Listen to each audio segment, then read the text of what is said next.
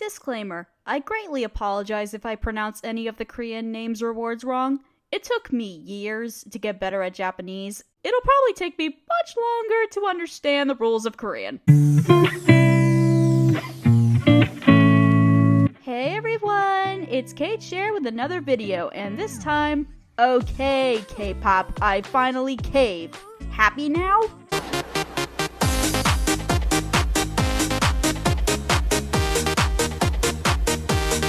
Okay though, in all seriousness, if there are two kinds of music that kept me sane during the worst year in living memory, it's love life songs and K-pop music. In fact, as a ton of people have been already saying, 2020 was a fantastic year for K-pop music despite the whole, pandemic thing, especially when it comes to the promotion factor of it all, which is a dastardly shame because there were some groups I finally got into but then they disbanded for whatever reason it is. Money like a promotion, or because the pandemic makes it clearly impossible to keep all these groups going. When it came to making a list like this, I thought I would try to find the K-pop Hot 100 list, and it apparently exists on Billboard, but I need to pay those bastards money in order to access it. So I decided to do my favorite songs from the genre instead, because it's less work and less script to write. A little disclaimer before we begin. Okay, I know it's another disclaimer, but please bear with me. If your favorite group or artist is not on here, I do apologize, but these are my favorite songs from 2020, which means I get to put whatever I want on the list. If you don't like the choices I made, you don't have to watch. Just don't put down nasty comments or else I will have them deleted. Rule number 1, please respect each other. Oh, and one more thing. I'm not including any songs that are covers, because even though these do have promotional material in them, it's all to promote the group with the songs that already exist instead of new material. The covers are just to let groups be talented in their own right. With all that out of the way, and I know that's a lot, let's talk about my top 13 favorite K-pop songs of 2020.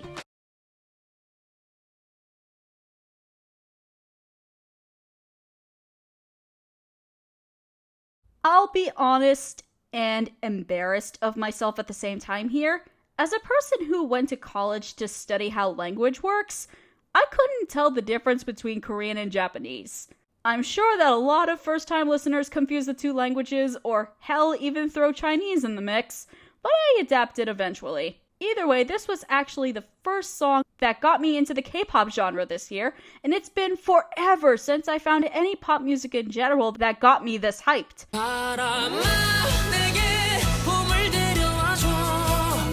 Lucy is a boy group that actually plays their own instruments. Hell, one of them knows how to play the violin. Whoever you are, I think it's either Ye-chan or Bae-chan. I stan you. I've been standing you specifically. Oh wait, he's actually the group's leader? Ye-chan, if you're watching this, please know that I love you. And I mean, I really love you. Okay, according to sources, they're technically a band because a group doesn't usually play their own instruments. But as far as I've seen, Lucy kinda acts like a combo of the two, so I may as well call them a group for the sake of it. They actually debuted in May of 2020, and before that they were on a survival show called JTBC Superband. If there's one thing I gotta tell you about K-pop, it's that it's not just groups that make up the entire genre. Just like American music, it's full of genres. And Lucy was one of those reasons why I got into K-pop rock, or at least Korean rock music, because it goes back to form at last. Don't get it twisted, fam. This is still pop music by every standard of the word, but I love it when rock music actually plays instruments again. Lastly, I love how all the vocalist voices sound natural. I mean, there are still songs I included that are technical, like EDM autotune wise, so I'm not judging favorites based on that. But everything sounds crisp and clean, and I wish I was out in that field with Lucy right now, dancing in the flowers. As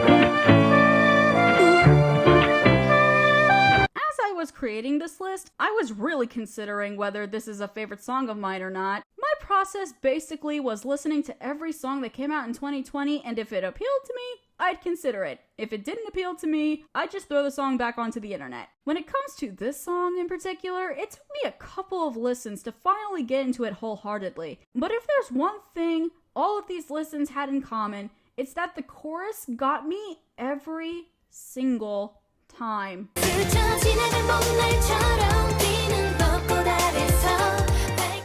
Daya debuted in 2015, and I wasn't sure why I thought they were disbanded. Maybe it was a rumor I heard around the YouTubes and Twitter, but according to the rest of the internet, it's not true. I was never really into Daya's music because, I don't know, the instrumentals they chose were not my thing. They're not bad by any means of the word. I just wasn't really that interested. When it comes to Hug You, most K-pop YouTubers I've listened to actually put this song very high on their favorites lists. Actually, the more I listened to this song, the more I realized how 90s Britney Spears inspired it was. For you Britney Spears stans out there, listen to this and don't tell me that it doesn't remind you of Sometimes. Sometimes I run, sometimes I hide. This song brings back the key change! Thank you, Jesus! I miss those things. I haven't heard them in about 10 or so years. Anyway, I'm not sure if this song will get me to look into Daya more, because their other songs are just okay, but I will say that they had me at their interest. At least, I hope they stay together this year.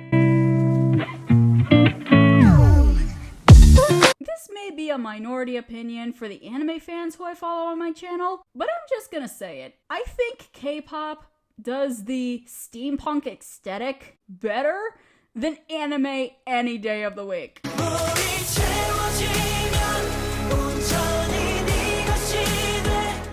ELAST also debuted just in 2020, and holy crap, I'm glad I found them! This is another song that had me hooked just from the chorus.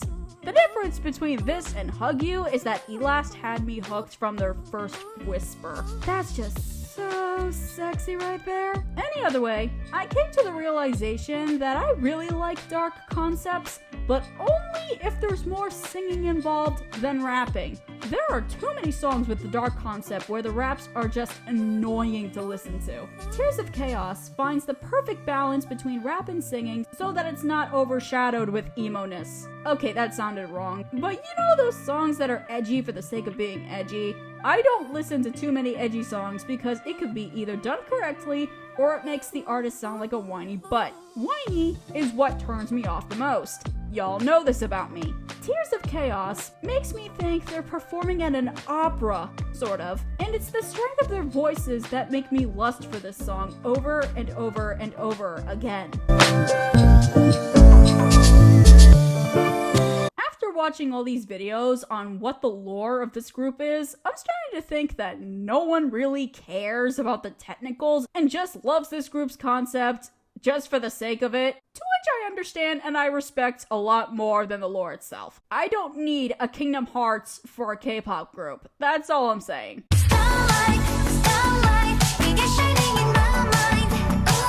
Luna is a girl group that's existed since 2016, but they didn't officially debut until 2018 for some reason. According to sources, Luna was an experimental project, so to speak, but for a group that started as a project, they've become one of the most popular girl groups in K-pop history. Not the same level as Girls' Generation, but for the short span they've had, they're pretty close. Ever since I discovered this song, I've been binging to it for almost every day of my life.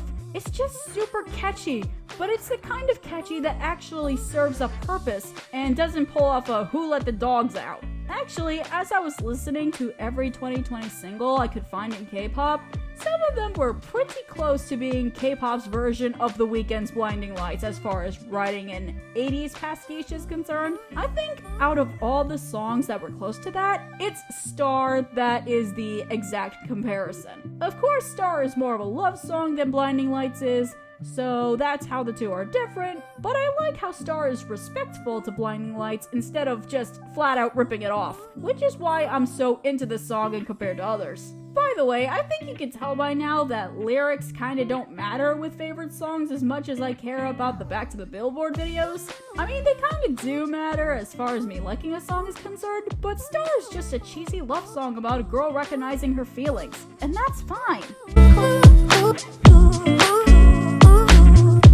I couldn't choose. I love this band so much with my life that I couldn't choose between the two songs that made 2020 his year. I listened to both of them back to back constantly, and I couldn't make a real decision, so I just decided to put them in the same spot.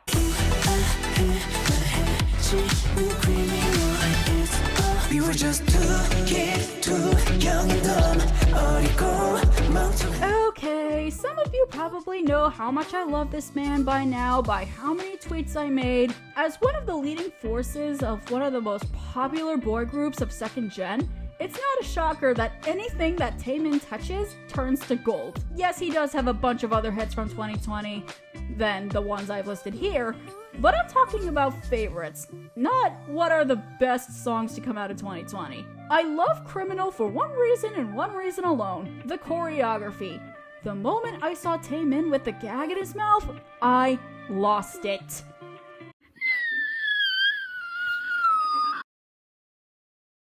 Yes, the song is excellent by itself, but the MV and the live performances make it better. With Two Kids, I love the sentimentality of it all. Like I said before, I wasn't really paying attention to the lyrics as much, but I wanted to research this song because some sensation was telling me to. Two Kids is a song about young love and how when you're young, you really don't know what you're doing. And to present that, the instrumental gives up a nostalgic tune, and it's that nostalgia that made me fall in love with Taemin's comeback.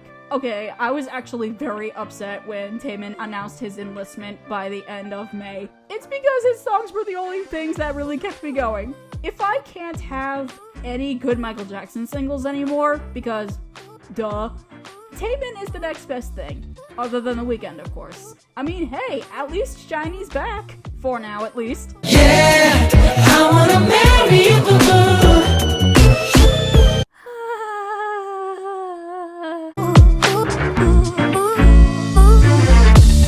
This technically shouldn't count by any means, but since there's a Korean version, I'm adding it to the list anyway.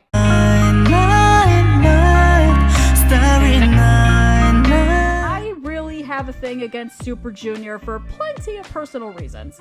However, the artists singing here are the most unproblematic, so I can make the exception to the rule. Back in 2020, I found this song just lingering around YouTube like a leaf in the wind. Well, first it was the Chinese version, and then it was the Korean version. I love both personally because it's the same song, just in a different language. The instrumentals are so classic of a ballad rock, sort of, that makes me shed some tears. Jomi and Reok, I'm terribly sorry for that awful pronunciation, have beautiful voices, and there's no denying that.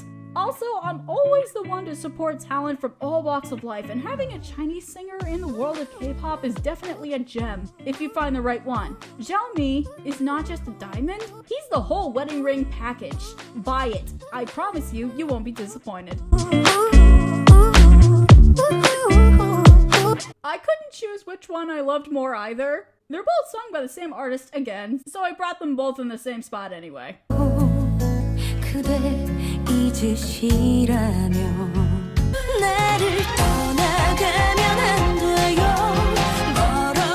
Jiyeon was a short-time idol group girl from Swan, but that was only in 2007. In 2009, she re-debuted as a trot solo singer, and she's had a successful career doing that since. One genre that isn't really talked about in K-pop is something called trot, as mentioned before. Trot is a genre that was basically taken by the English word foxtrot. And for you professional dancers out there, you know what the foxtrot is.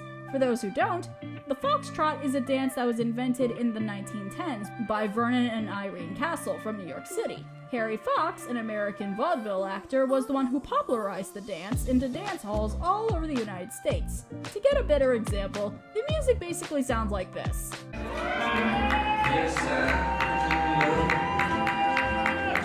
Who looks at you the way It's very jazzy, ballroom-esque. Anyway, that's where the word trot comes from, but the trot genre is partially jazz, partially blues inspired, but it's also inspired from Korean and Japanese folk music.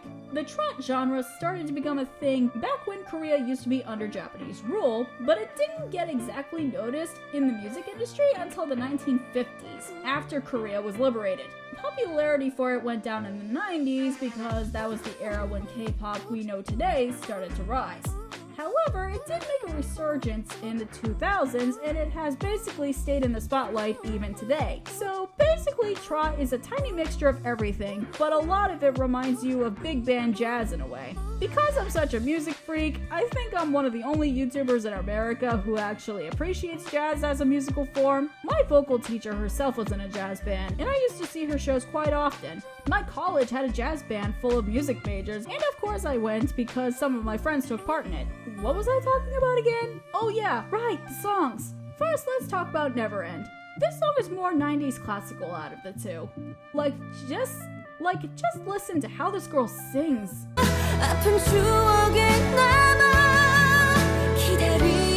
If you guys are starting to get Celine Dion or Selena vibes, I did too. But her voice is absolutely beautiful. Hearing it, I kinda understand how K-pop didn't exactly fit Jin Young, but her voice is definitely something everyone needs to notice. Now, I promised you all trot music, so let's talk about Love Is Like a Pedal. Now, this song is not exactly dance music as we know it, but when I first heard it, I wanted to find a tango partner as soon as possible.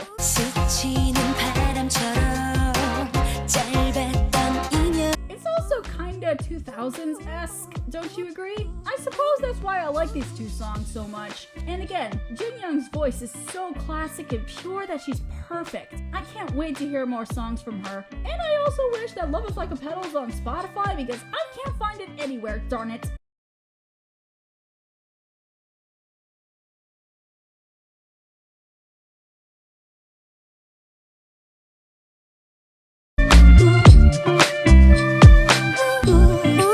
Okay, how come I never really heard of these girls until December?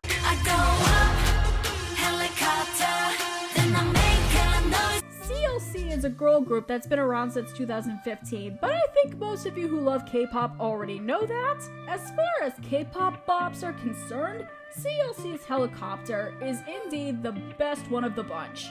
As a comeback, it sounds like the group really came back. Just by listening to the chorus, I'm so hyped. I kinda want to learn the choreo to this, but I also know at the same time that it may be a little hard for someone who isn't a dancer like me in order to accomplish that. Okay, so there's an English version to the song too, but if you just listen to the original Korean version, it's not that much different when you think about it. Remember what I said about the mixture of rap and singing for those dark concepts? Well, I wouldn't consider this to be dark at all, but I think of it more as a soldier concept, which definitely fits these girls to a T.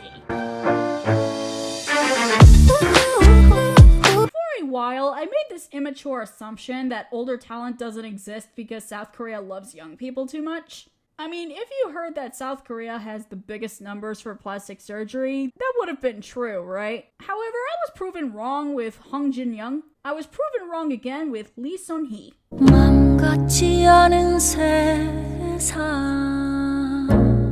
Lee Sun Hee has been a solo singer since the 1980s, and according to sources, she's a national treasure.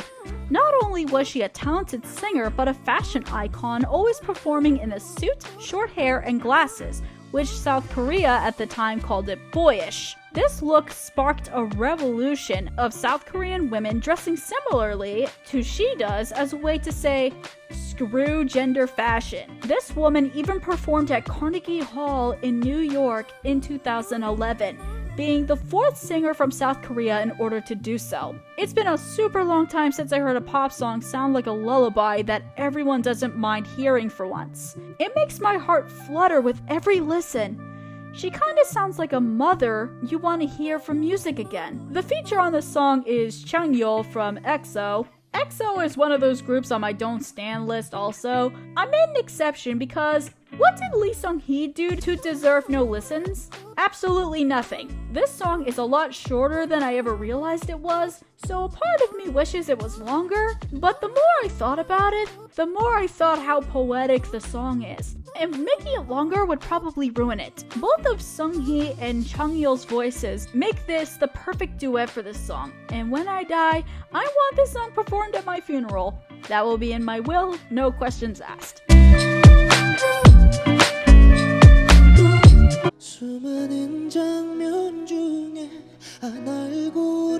Shin Young-jae was a former member of the R&B group 4Men, which disbanded in August of 2019, which if you think about it, it wasn't that long ago.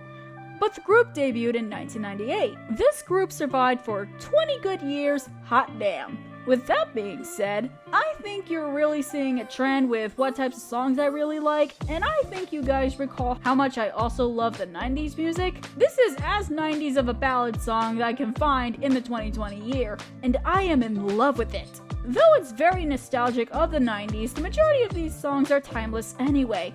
So First Line is very fitting in that regard. I get that these songs may not be to everyone's tastes, but if there's one thing I can't be silent about, it's that we got to acknowledge voices that are supported by the piano as well as those supported by pitch correction. And I'll be an advocate for that statement until I rot 6 feet under.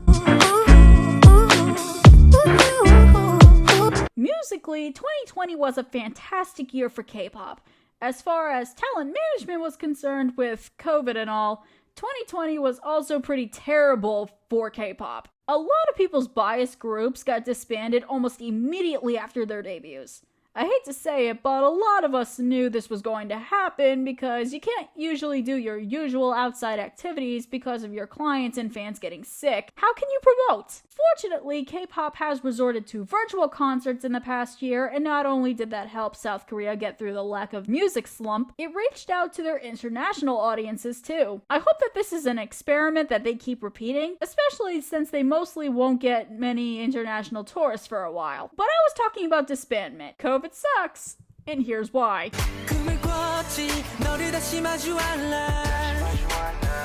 One the Nine are basically the winning 9 contestants of a survival show called Under 19. They debuted in 2019, and it was actually because of the virus that they unfortunately disbanded. I've listened to plenty of their singles, and these guys had so much potential. It was no wonder they won the competition. Count, their newest single before the breakup, is no exception. When it comes to idol songs, I'm still trying to figure out what makes the appeal factor tick. I thought of treating them exactly like boy and girl groups from the United States, but I feel it's more than that. South Korea seems to have higher expectations for idols more than the Western world does. Sometimes those songs can get very repetitive or overproduced, which turns me off immediately. One the Nine aren't that. Or weren't that. And that's what makes them appealing to me. Maybe I'm strange for liking the underdogs of the music game, but I don't care. I don't think there was any voice from One the Nine that I disliked. So how do I end this? Oh yeah, now I know. I'm so depressed that this group broke up before they could even make it big. Darn you, COVID. How many more lies must we swallow? Heard this song, I binged to it a lot. I also need to watch the drama that it features in because I've been told that it's a K-drama classic. Yeah, it's an OST, which not a lot of people count as K-pop songs, but Yeon Baek begs to differ. I'm still and I'm here. Yeon Baek, or vice versa, but I'm sticking with the name that I read off of the YouTube videos, debuted as a solo artist in 2015, and she's pretty much known for soundtrack songs, but that doesn't make her any less talented. I think out of all the songs I've listened to on repeat the most, it has to be this one. This song in particular won the MAMA award for the best OST song of 2020 when it premiered from the K-drama Crash Landing Into You, and it deserves that title as far as I'm concerned. I think in order to understand why the song is so great to me, we have to talk about the show. I've never seen it, but that's because I rarely have time for K-dramas to fit into my anime schedule. However, Crash Landing Into You, as far as I know, is a huge favorite in the community, despite it being new, or newer. The show is about a South Korean diplomat?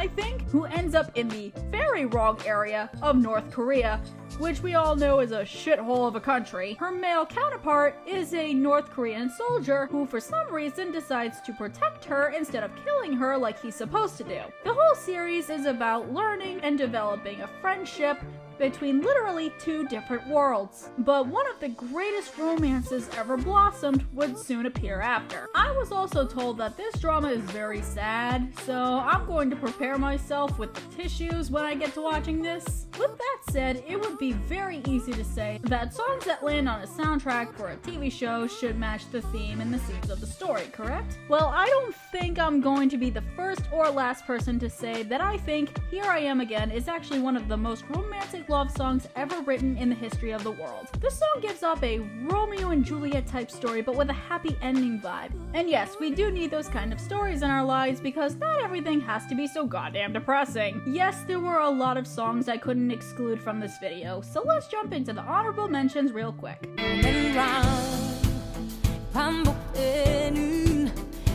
숨이 차고 멎는다 내 모습을 보는 순간 Fire of a mayday But I can wait Fire of a I will take it away With fire I can feel 힘있는 맘속에 누구만 보면 놀라 감탄해 I'm not the kind of boy you've seen before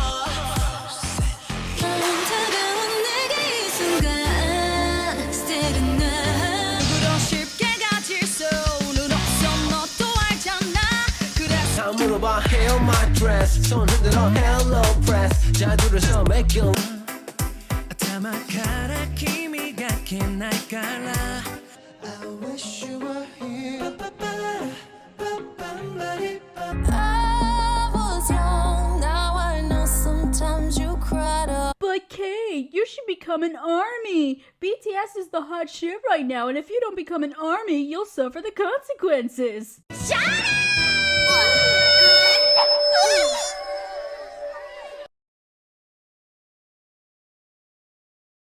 I'll confess, picking my number one was very difficult because it was between Here I Am Again and the number one pick that I did choose. Basically, I asked myself the question, is your favorite song the one you listen to the most, or is it the one that hits your soul the hardest? Even I had a hard time figuring out the answer to that because I found some very good perks between the two. At the end, I thought this song was too heart-wrenching not to put it number one. Also, the music video has a dog, and whenever they bring up the dog, I start crying.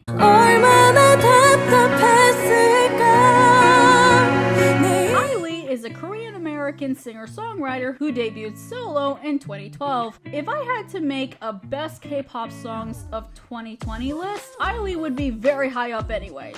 This girl's voice just blows everyone else out of the bloody water. The music video was so beautiful. I thought this was part of a K-drama like the last song was, but no, they just decided to make it an 11-minute short film about a romance between this girl and her new neighbor who just so happened to bring a golden retriever puppy with him for the ride. The song basically tells a love story about the two human characters, and when Ailee goes for those high notes, I burst into tears. But it's mostly the dog.